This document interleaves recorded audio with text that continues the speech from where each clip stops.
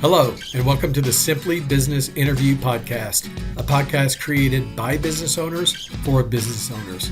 I am your host, John Jennings. And I believe that most business owners are working way too hard for much too little. And one of our issues is that we overcomplexify things.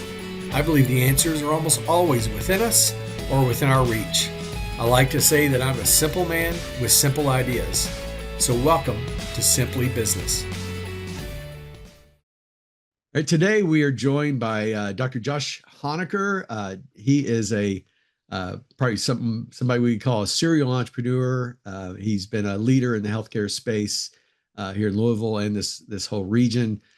He's CEO and founder of ParentMD and a few other initiatives. I'm going to just turn over to you, Dr. Honaker, to just tell your story and what you're in the middle of these days. All right, John, appreciate the time and an invite to be a part of the conversation. Louisville is a big, small town, 1.5 million people, and I've been in Louisville since I came here for my training in University of Louisville Medical School in 1994, originally from Bowling Green. So came up here and married an Oldham County girl native 31 years ago Tuesday, and went to Louisville Medical School. Then I went to Coast Children's Hospital then for my residency program, Pediatrics. And then I started Oldham County Pediatrics in 2001. So started de novo when no one else was starting practices, at all in the city of Louisville. And it was a rarity to see a new private practice startup. Started a pediatric group in LaGrange in Oldham County, grew it to 9 pediatricians over 8 years. We were all full. During that time, just because I had started a practice, people thought I knew something about business. And we get tapped on the shoulder to be on committees at hospital and community things. And so really without experience, not much business acumen and not a single business class, you just get invited and pulled into leadership arenas in healthcare. So real quickly, I was invited to be the chief medical officer of Baptist LaGrange. They didn't have a hospital leader. They were the only Baptist hospital without a CMO in the state. So I did that, and then I was invited to be the assistant residency program director for the University of Louisville Pediatric Residency Training Program, because I hosted a lot of the students and residents. I love to teach, and I love to teach them the business side of medicine and private practice. Everything I had learned as an entrepreneur starting a private practice when I thought every young doctor needed to know about business and healthcare. With all that being said, different leadership roles, such as the president of the state Kentucky chapter of the American Academy of Pediatrics and such. I was invited back to the medical school, and 8 years later, after starting Oldham County in 2009, to be the chief of general pediatrics for University School of Medicine. So then I was over about 60 pediatricians, 7-8 clinical sites, and did that for 3 years. While I was there, I was the clinical operations leader for the department.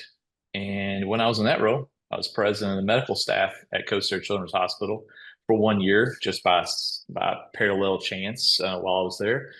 And Norton Healthcare connected with me about becoming the first physician executive leader for the Norton Medical Group, which was then Norton Physicians Services. So Dr. Hester, I reported to, who's the chief medical officer for Norton Healthcare, which, as you know, is one of the two behemoths here in the Louisville region. And so I was there for 10 years, got my MBA, and became a full-time physician executive. I was the physician leader for the Norton Medical Group that started about 450 providers when I started in 2011. And when I left 10 years later in 2021, we were at about 1,600 employed providers. So I was over all things clinical, quality, contracting, compensation, compliance, growth, properties. We had about 250 sites, and we had a very large budget. I was in a dyad with Dr. Flynn, and before him, I was in a dyad with Ginger Fig, as they were the CAOs. They were the CAOs, and I was the chief medical administrative officer. So I was a hybrid between chief medical officer and chief administrative officer, and a dyad with them, because I wasn't just clinical, I was also very much business leader.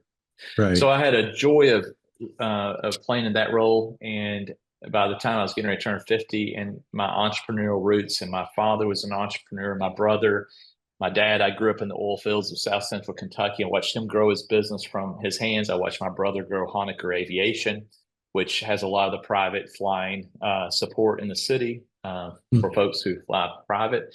So I watched him grow his business, and I was just eager to get back on my own and grow something in healthcare myself. Yeah. ParentMD was what I had the vision to create a digital platform for parents that had telehealth content, education, resources. And I wanted to be that. I wanted to solve the problem for parents not having a one-stop shop to go to that they could trust on the internet for children's healthcare. And I thought, who better than a business pediatrician? So left Norton Healthcare. Great terms. I didn't leave it because anything was wrong. Everybody always asks you if you leave an executive position in the corporate world, what happened? And I'm like, I was antsy after 10 years to go be on my own and to start my own company. So ParentMD, I started Honaker Health, which then I got into consulting. Last 3 years with that, I served as the chief medical officer for an entity called Encore Health in Brentwood, Tennessee.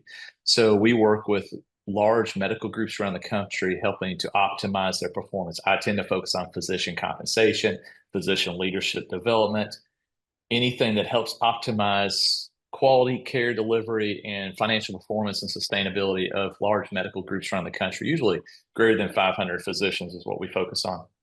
So I do that. I'll stop in a second, but I have something called AirBio Health. We do employer health and looking to be the employer health leader in the community with a new brand offshoot of that called Occupational Medicine Physicians. So initiating that exercise. So along with consulting, children's healthcare, and then my wife and I just over the last 2 years started 2 new pediatric offices in the Louisville region to have a whole new model, and they're called Direct Pediatrics.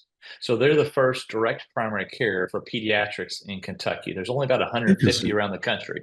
So I have one office in Norton Commons, one in Middletown across from Lake Forest, and the doctors are in a panel membership model. So they each will be capped to have no more than 400 patients versus the normal 2,000 patients. Families pay a flat membership fee and have unlimited access to the doctor, come in as much as you want, stay as long as you want. You have their cell phone.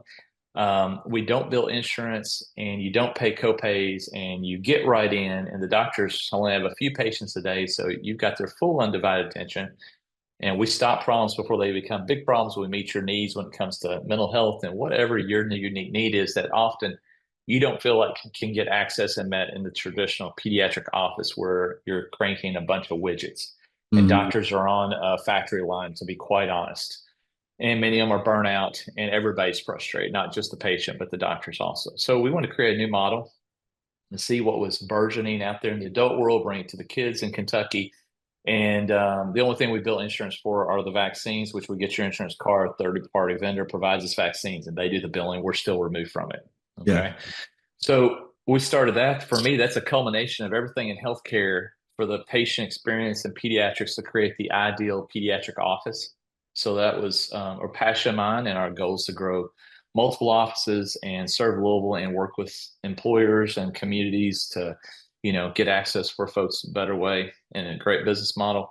And then on the side, outside that, I kind of have I'm a 3-legged stool, I would say, from an entrepreneurial standpoint. Children's healthcare is definitely my focus, and then healthcare in general with that. But then I enjoy the real estate space with my brother and father. And then I'm a big avid outdoorsman, love to fish. And so 4 different companies with some patents on products that me and some guys have have dabbled in and starting to get some good traction. One's called The Leash, one's called Graph Glass, one's called Rubber Lights, and another little pet project is called Pettigo Spin Right. It's a lure that my grandfather was a part of back in the 60s.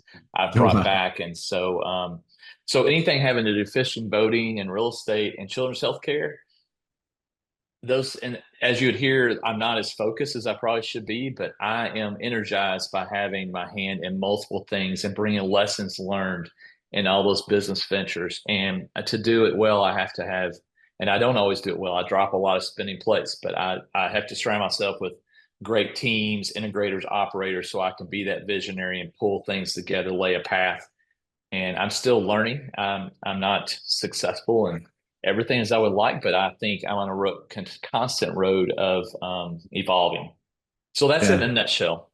Yeah, that's quite a nutshell. And I considered you a serial entrepreneur because I knew about the healthcare stuff you're doing. I didn't know about these other things as well. So you definitely fit fit that bill.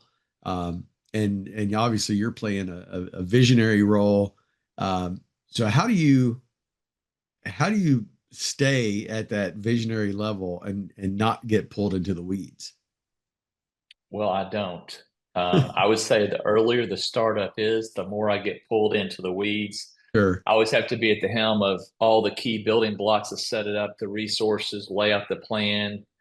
And until I get team around me, I often do a lot of integrator operator things. But through the years, whether it's the business attorney on my team or CPA and, some other operator people that I pull in, or tech support, IT support, product support, now I readily pull those teams together quicker on these ventures and try to get myself to the lifting my head up and looking out and guiding a team sooner. Because the Yeah. longer I stayed in integrator operator support, I Yeah. struggle because that's not, I can do it when I have to, but I'm definitely better on the other. And I think managing, leading teams, gathering resources, laying out that vision, supporting folks. But I've learned that my ability to do that is totally predicated on getting the right people and team around me. And I'll be Mhm. honest, that's been an evolution that won. I've hit the jackpot along the way in my career, but I'd like to think I'm more calculated, risk free, and identifying those right people around me more each year. So Yeah. that's the biggest thing I'm constantly working on, is how do I find and identify the right people around me? Because my Yeah. success is totally based on that. Not my ideas, not my abilities, but the people around me. Yeah. Yeah. And it's so true. And it's that classic, you gotta get the right seats but you gotta first know the right seats, and then you gotta get the, right people in those seats. And if you don't, you'll never be able to pull off. Uh, it's interesting about the direct primary care for pediatrics. I had not heard of that model. I'm familiar with direct primary care, believer in it. I think our insurance system is one of the most broken industries on the planet. So I think direct primary care is uh, uh, just it's just a great model for adults. I'd never thought about it for pediatric patients. What was And I would say it has a differentiator too. When people think of direct primary care, we tend to think about a blue mind model. We think yeah, about the employer health space. I always say that, for those spaces, the employer is paying a PM for a large population, hoping people use the care he or she provides on site or whatnot. Direct primary care in the pediatric realm and or adult family care out in the communities is strictly about really concierge care at a small yeah, that's what. practice Yeah, with, but you're not billing insurance. It's just a flat membership fee for the care that you dedicate. So, yeah, yeah.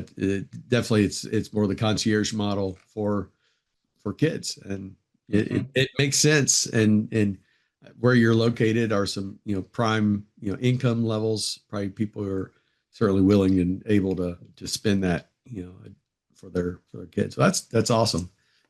That you're doing that. So what you obviously you've got this kind of interest in pediatrics.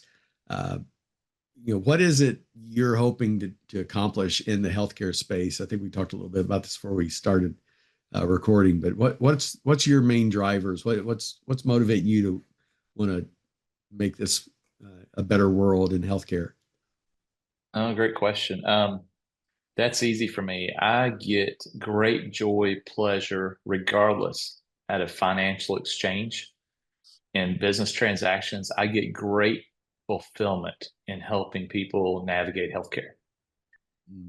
I get all the more fulfillment because it is so broken because of what you said. So, for Yeah. example, my wife just had a broken ankle last Friday on July 4th at our lake Oh, place in Nolin, a terrible break, tib fib fracture, and just had surgery Wednesday. And it's been an ordeal. So, we have been at the tip of healthcare delivery and as a patient on this side. If I wasn't a physician helping to navigate that care and know what to do, help to get, she would have been yeah, in more pain, wouldn't have gotten the best care, wouldn't have got the best access, probably wouldn't get the same outcome in surgery. But because I knew Norton, what to do at the ER, which surgeon to use, how to help navigate pre, post, and then pain care and be with her with all the questions she has, in healthcare, we're getting optimal care this week because we've had optimal team and understand the process and I can navigate. For example, yesterday we woke up and it felt like the nerve block was not still ever working in her leg. They put a catheter in the back of her leg to Mm-hmm. provide medicine through a pump. Yeah. And she had the worst breakthrough pain when the initial nerve block wore off. And next morning she was she was on it as a detective better than me. She picked up the medicine ball. She said, "This feels like it's the same volume as yesterday." So we peeled back. I cut open the case, and sure enough, the volume was no different. So the pump was not working. We were like, "All right, what do we do now?" So only because I could quickly connect with the surgeon, they could quickly connect me to anesthesia at the hospital, get us right in a room on the side at Norton in 30 minutes, flush the line. There's a little clot in there. Pump was working. Medicine was ready to go. Flushed it, bam, good. And for 24 hours, the leg was back numb and helped pain where she had cried literally all night long. Others wouldn't have been able to navigate that, Right. get that done. And others would say, well, just pull the pump, pull the line. Okay. So for me, because of when I used to see patients in personal healthcare and in the city of Louisville and understand healthcare pretty good in Louisville because I've been at U of L, Baptist, and Norton in leadership. Yeah, you've been everywhere. Yeah. I can help people navigate, and it always kind of blows my mind, no matter how good the partner is. Folks who don't understand the milieu of healthcare landscape in the community, and healthcare is very local, we know, you can be totally lost. So sometimes I feel like it was a gift and a blessing that I went into healthcare simply to help navigate care for my personal friends and family. So if I, in my activities like direct pediatrics or consulting medical groups help better, or ParentMD is my big passion with babies and kids and families and kids, if I can help them navigate healthcare to improve the health of a patient and ease patients' minds, and I always say it like this, we can be your Sherpa. Let us hold your hand and guide you on your healthcare journey when you are lost. Even when you have intellect and resources and you're in a great place, you can still be lost. And you need that peace of mind. And someone says, I got you. We'll take care of you. You're in a very vulnerable place right now. So for me, I like my legacy and stories after my career, not to be about businesses sold, companies built. It'd be about, wow, he impacted lives in our community and hopefully nationally. That's my goal. Yeah. So how you said healthcare is local, and so how do you build a platform that helps people wherever they are navigate that local challenge? Yeah, local. Oh, well, you still have to use digital products all the more. You know, they get connected via the phone and the computer and your iPhone and apps and stuff to help people get data exchange, understand needs. You have to have a people component, I believe. And then you have to have relationships with providers and entities who want to be shared in that partnership. And like you can trust them, like I'm going to refer this patient to you. There's a whole business to be had for me sometime in the future. It's Louisville Healthcare Navigation. And I envision having something where I have a people component, a digital component that we can work with patients and employers to help hold people's hands no matter where they're at in their healthcare journey and say, we got you. Let's help connect you. Let us help find accessible, quality, cost-effective care in a way that no one else is because everybody's focused on their own piece of healthcare. No one is really focusing on navigating the patient, not the insurance company, not even the healthcare provider, not systems, not the employers. Everybody has a piece of this, but nobody's in the middle navigating saying, I got you. You are my first and only focus is the patient. So that's another vision of a company someday that I do want to pull together when the time's right, because I feel like that's still a gaping need that someone needs to navigate between all those players. And I think you can really only do it well locally. You might be able to scale some things nationally, but you want to nail down a city. And I think Louisville could do that. Yeah.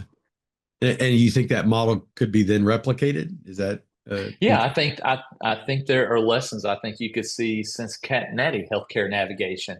Take lessons, take software, but to do it well, you're going to have somebody who knows how healthcare is in Cincinnati and has partnerships that you've agreed. Like, all right, you can help with imaging, you can help with orthopedics, you can help with chronic disease. You know, you still have to find those because we know that not all providers and our entities provide great access and care. So I think someone has to know who those players are, and you have to be a trusted partner for the patient. Say, I got you. I'll find it. And by the way, I'll help logistically connect you. Oh, and Yeah. I'll work with your employer and insurance provider and everybody to make sure it's cost effective. So we all win here. And that's a complicated platform and arrangement, but I think it can definitely be had in lessons carried over from other cities. So that's another Yeah. project I want to work on someday. Yeah. Yeah. I think there's so much to that. My wife had cancer last year, and uh, one of our best friends, had the same type of cancer a couple of years earlier, and she was a nurse with Baptist, and so she knew, who she needed to talk to. She knew the right doctors to go to. She knew so she was the Sherpa for my wife, right? She was saying, "Here's, you need to think about this. You need to think about that."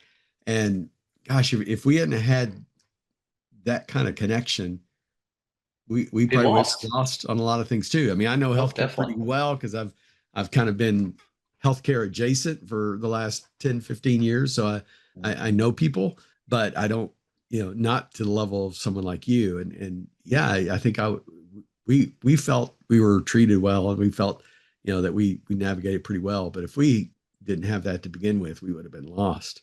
So I have two texts on my phone from today from dear friends wanting me to help them navigate care. One's a new diagnosis, one's an ongoing diagnosis. It's daily. And this is the fun thing for me. I think nothing about business or financial transaction. My heart just goes, all right, how can I take care of them and then when they get what they need, I love it. So if I ever have businesses that help do that as well and take it to another level, that really is where my passion in healthcare is. Yeah, that's awesome. And yeah, I can feel that. I can feel the passion, coming through the screen. That's cool. So you left, you're like me. I spent 25 years in large corporate, organizations, and finally had enough and said, I want to work for myself. Mine was 7 years ago is when I started my business. But there were I thought I was well prepared, but then there were all sorts of surprises. So when you made that big leap to form ParentMD, form Honaker Health, what was the biggest surprise? What good or bad? A surprise is a surprise. What would you say? I think what I thought would be easy was hard, and what I thought would be hard was easy. And that sounds so simple, but let me come back for a second. I thought ParentMD would be the easiest thing because that was my bailiwick, it's my focus, my background is very unique. I can be a business physician focus on this, but we went into the direct to consumer space and it was super hard.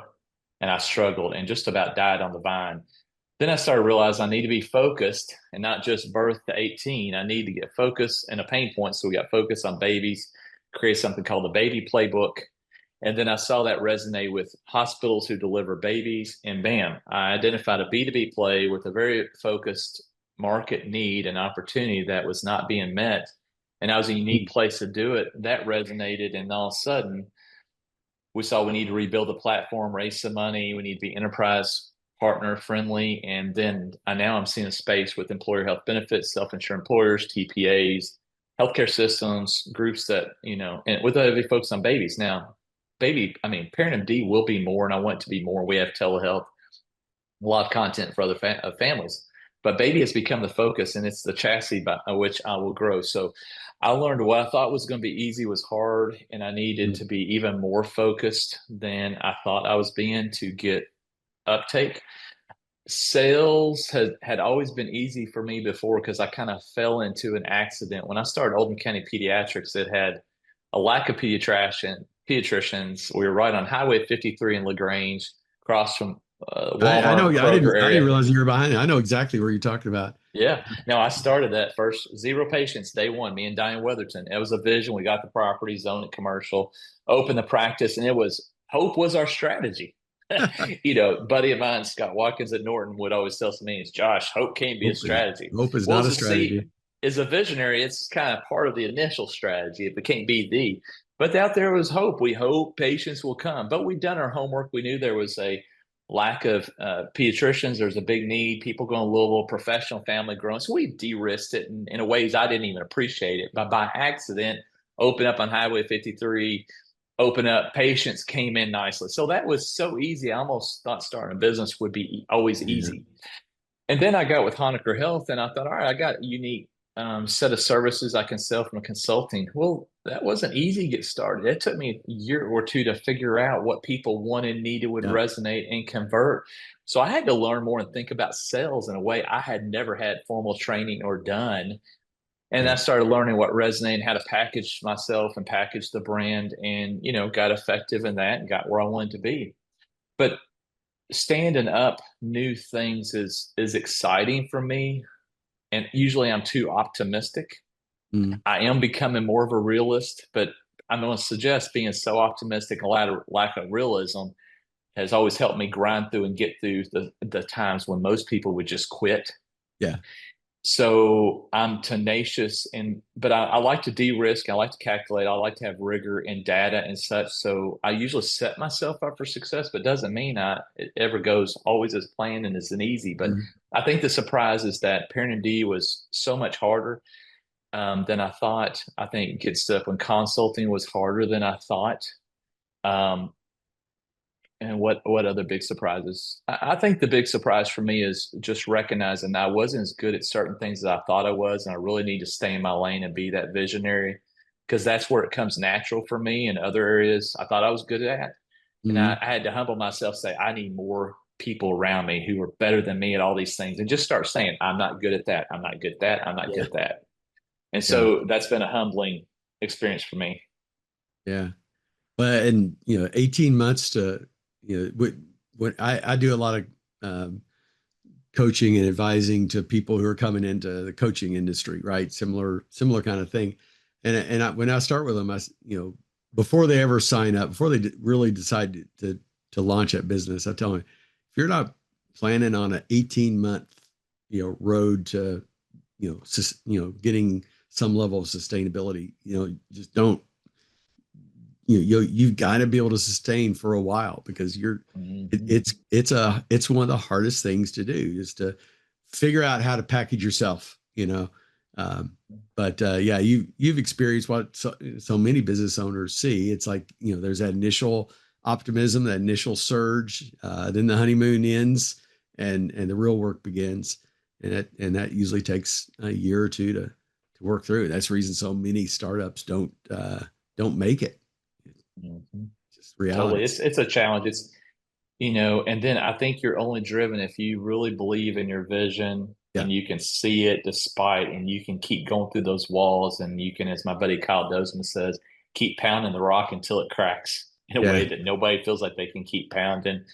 And you have to believe in it, but you do have to have tenacity. And the other thing you got to have is just this crazy belief in yourself that you can solve whatever problem comes your way, Yeah. and you got to be willing to change and look for something novel. And another surprises for me is that I've actually come to a place where I don't get bothered anymore when the door closes or something didn't go as planned or something didn't work, because what I tend to find out of all those things, I get a sense of urgency, the adrenaline cranks up, my creativity goes on crazy Mhm. level, and I come out with not only a solution, it tends to be better than where I was and what I was doing. Right. So anything that goes awry and causes me to do something different and didn't go as planned, I now embrace it a lot more than I used to. I might not in the Yeah. initial moment, but if I can lift my head up and breathe and think, I'm like, hey, this is opportunity. And you always hear that, but I have seen it play out time and time again. I Yeah. could tell story after story where, because something didn't go right,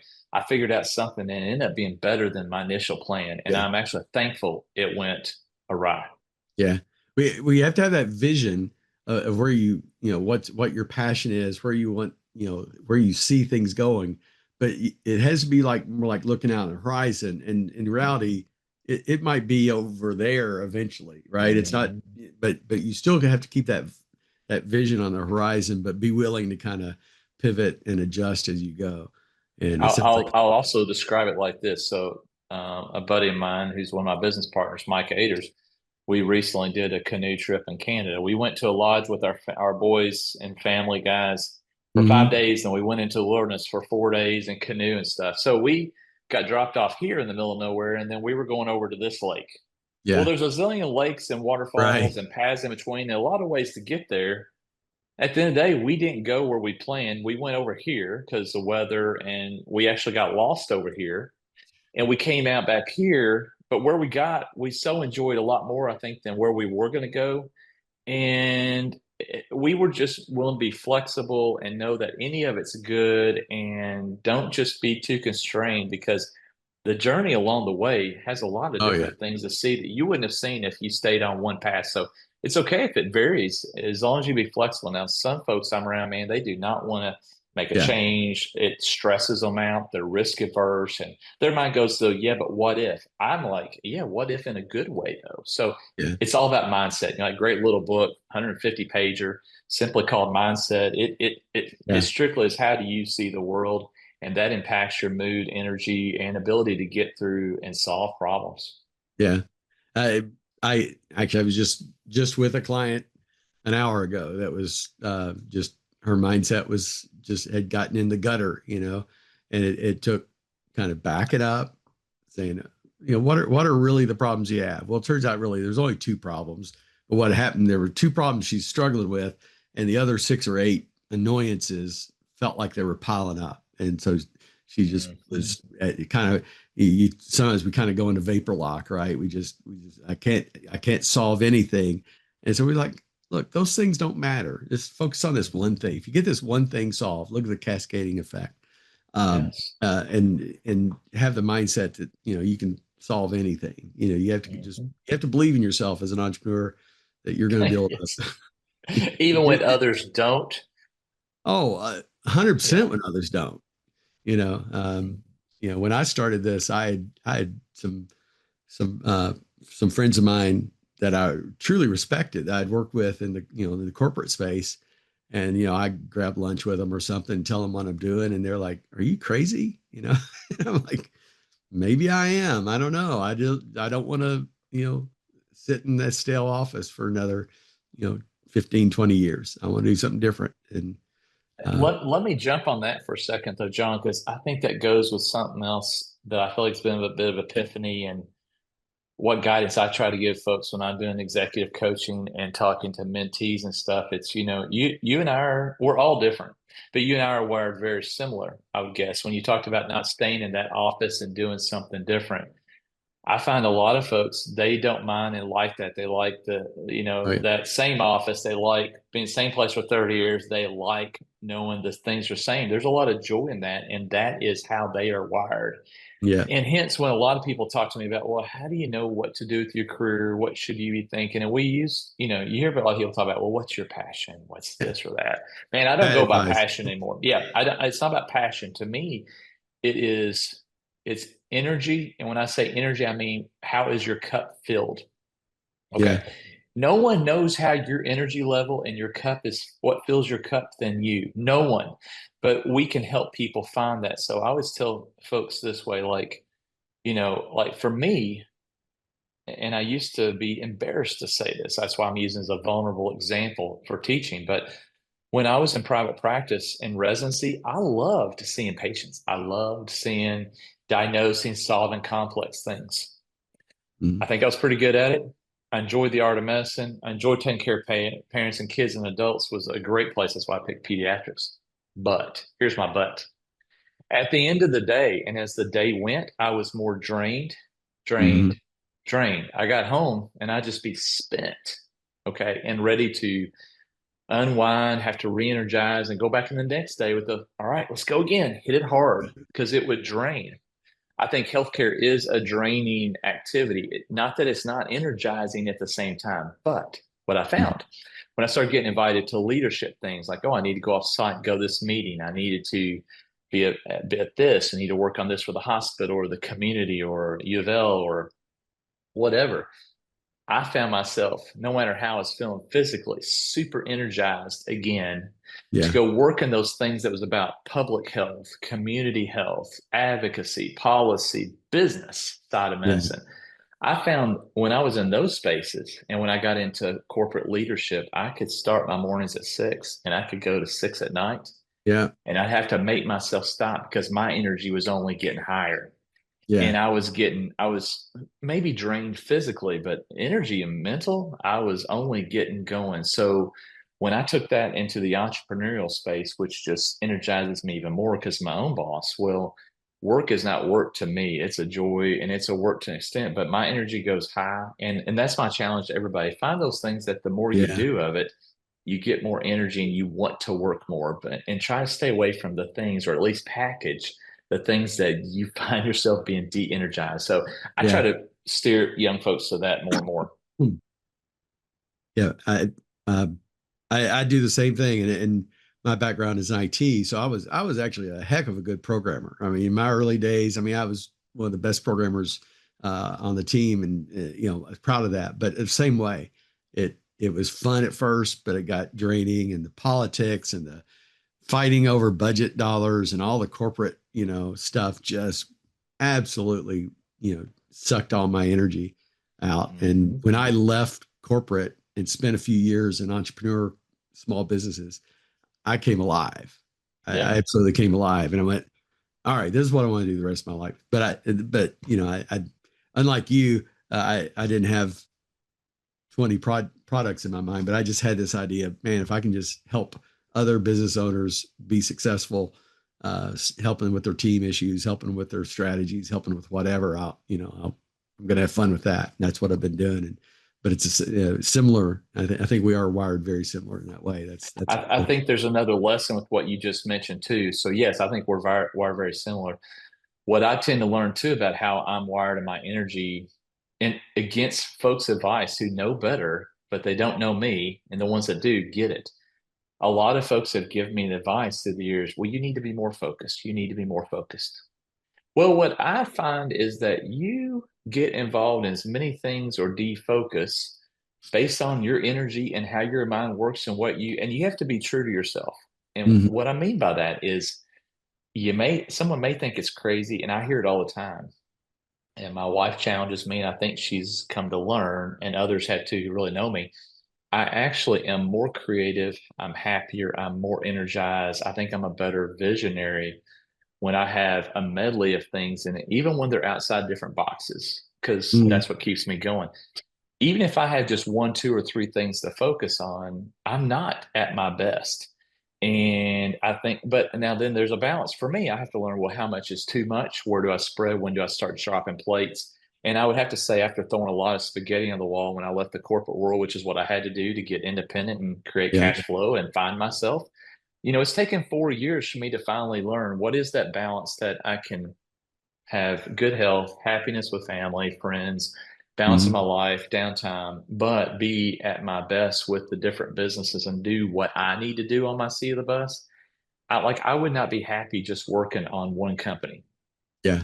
I don't know that even two or three would Yeah. fulfill me. And that sounds silly. It's not about being contented. I like 1 hour working on this, 2 hours something different, 3 hours meet some. And I don't want any 2 days looking the same.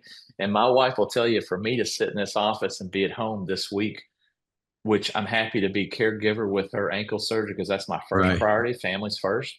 Yeah. But any other week, I'm antsy jumping from place to place, coffee Yeah. shop business, and working different places because I get energized by different settings, different people. It's all a medley. It's not just different Yeah. projects. It's different environments for me, and that's what energized me. And I used to think, man, just even med school, I would study. I could only study at certain places for so long, and I have to mix it up during the Yeah. month Yeah. because, We are. and yeah, We are because I have a dozen or so clients at any given time. So yeah, yeah. I'm moving around and changing pace from one industry to another, and that's fun.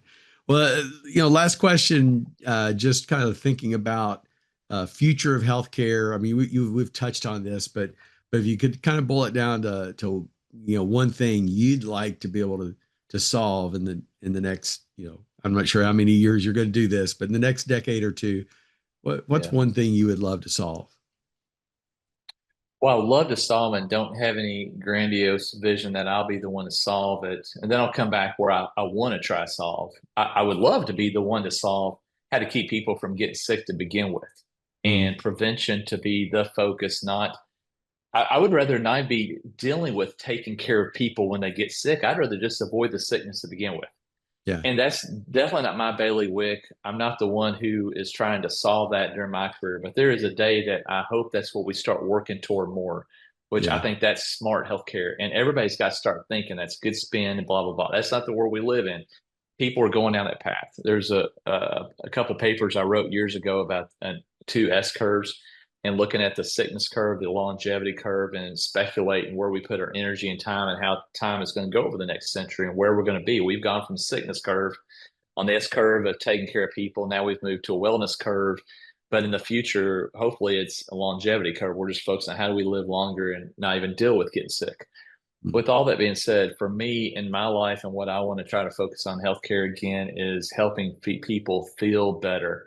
I'll always give credit to Baptist. I think they had one of the best taglines, and it's just feel better. That was years ago. But that's what it's all about. Healthcare isn't necessarily about solving everything. They say, I'm forgetting what Hippocrates said, but I think it was something along the lines of, cure a few, treat many, give peace to everyone. Comfort everyone. Comfort everyone. Yeah, I think we can make everybody feel better. We can't cure everybody. We can't treat everybody, but we can make everybody feel better. So I think that Baptist tagline, feel better. I hope that what I do helps people feel better by helping them navigate healthcare, have trusted resources, and just take the angst of healthcare, which it's already hard enough if you're sick or hurt. Yeah. At least have somebody help you know where to go and take that, give you a peace of mind. So I hope to have some impact in Louisville and maybe nationally in that regard. Obviously, heavy focus on children, heavy focus in the baby arena. Those are my passions, and hopefully to have some impact. Yeah, awesome. Dr. Honaker, thank you for sharing some of your story. You're an inspiration. You're a leader in the community and in healthcare, and I just appreciate you and all that you're doing. So thanks for coming on the program. John, appreciate it. Thanks for all you do, and thanks for the invitation. Thank you for listening to today's episode. If you liked it, please share or like it on whatever platform you use. You can find me on social media. On most platforms, I'm John K. Jennings. My first book is also available. Your Baby is Ugly tells you about 10 truths that business owners need to hear, but often won't, and how to overcome them. You can find it on Amazon. Just search for Your Baby is Ugly. And be watching for our next episode where I'll interview another business owner who will share their stories and insights into what it's like to create a great business.